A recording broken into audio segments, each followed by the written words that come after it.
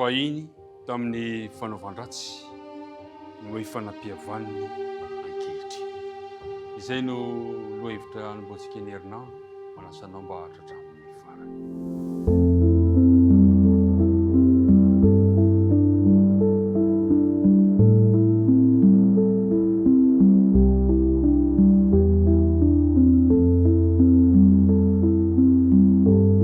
Ampifaliana indray ry mpiara-midinika namana no iarahantsika mandinika ny ten'Andriamanitra amin'izao herinandro vaovao izao indray, ary hanolorana ny fiarabana sy ny firarian-tsoa ho anao sy ny ankohonanao. Tononona mandrakariva ho amintsika ny fiadanan'ny Tompo, Tompo ane ombantsika tsirairay avy. Andeha ry iaraka hivavaka isika raha nomboka izao dinika izao. Andriamanitra rainay eny an-danitro misaotra anao izahay noho ny fitantananao anay indray, noho ny famondramponao ka nahatraranay indray izao fotoana mahafinaritra izay andinianay ny teninao izao. Mamela ny helokay sy ny tsy famendrehanay, ary eo ka ny faliana masina no ampitoerinay kosa ampitoerinao aty am-ponay, azonay mandray miara-mianatra ny teninao. Tononona sangatana ny vavaka amin'ny anaran'i Jesosy. Amen.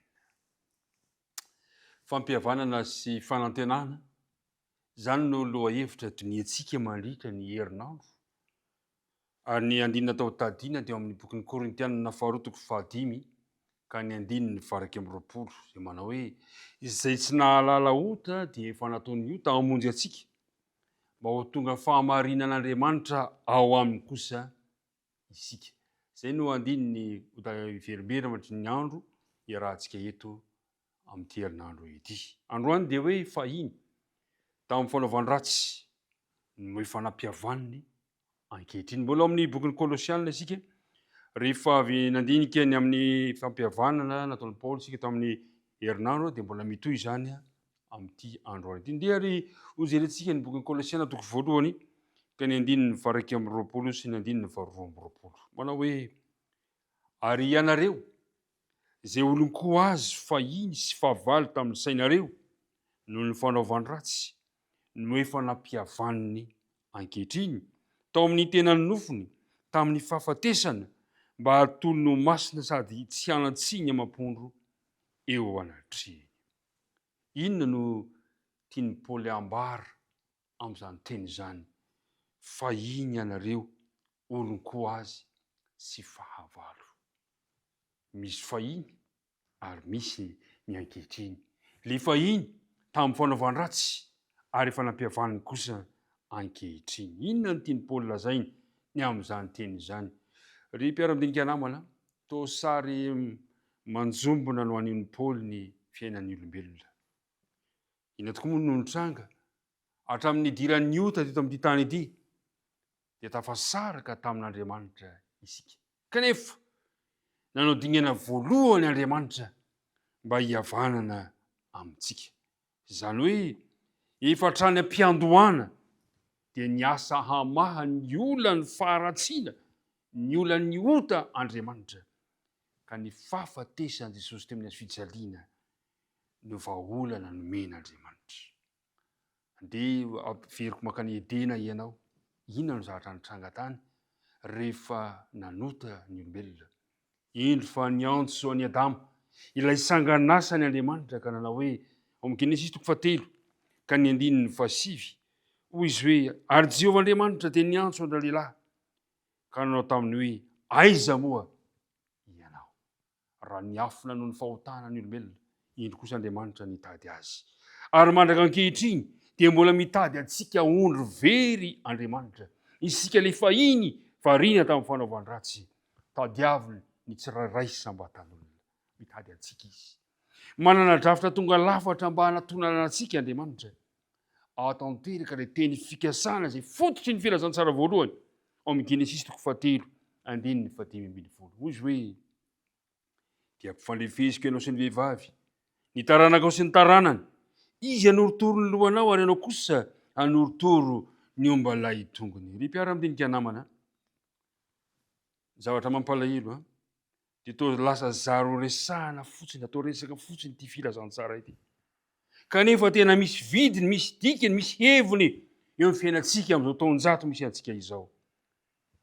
Tinambara dia izao, raha jerena ny filazantsara dia manana fizarana telo. Ny voalohany dia aoka fantatsika araka bokin'ny Romana 5:1-5 tsy mahay mamonjy ny tena atsika isika fa tonga Jesosy ary maty noho ny fahotantsika. Zay le filazantsara fizarana voalohany amin'ny filazantsara.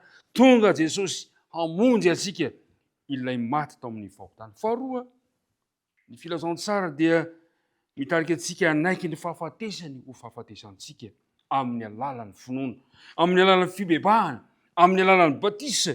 Ka na iza manaiky atao batisa tahaka ny batisa Jesosy dia manaiky an'izay fahafatesany teo amin'ny hazo fijaliana izay, araka ny voalazan'ny Paoly ao amin'ny bokin'ny Romana. Ary amarinina sy ahafahana amin'ny fanameloana ny ota isika amin'izay fotoana izay. Zany hoe ny filazantsara dia mampafantatra antsika fa ilayntsika ny manatona an'i Kristy amin'ny finoana, ny fibebahana ary ny batisa. Ny fahatelo, fizarana fahatelo ny filazantsara dia zao: ny fiainana ivelomantsika ankehitriny izay vokatry ny fifandraisantsika amin'ny Kristy.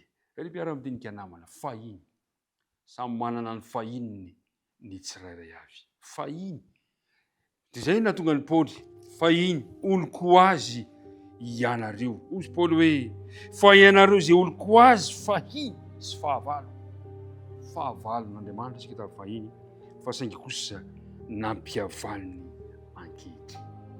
Iriko mba ho tanteraka ho tonga eo aminao zany fampihavalana izany, ka tahaka ny tadiavan'Andriamanitra ny Adama, aiza moa ianao dia mitady anao koa izy androany. Aiza moa ianao, manana drafitra tonga lafatra ho anao Andriamanitra amin'ity andro ity raha manaiky ianao. Andeha ary hiaraka hivavaka isika amaranantsika izao dinika mahafinaritra izao. Andriamanitra rainay eo, misaotra anao izay fa tsy nijery ny fahininay ianao, fa noho ny amin'ny Kristy ilay zanakao ilay maty amin'ny hazo fijaliana dia tonga iray aminao izay ankehitriny. Mitady anay isan'andro isan'andro ianao amin'ny fotoana rehetra, ataonao izay fomba rehetra amonjena anay.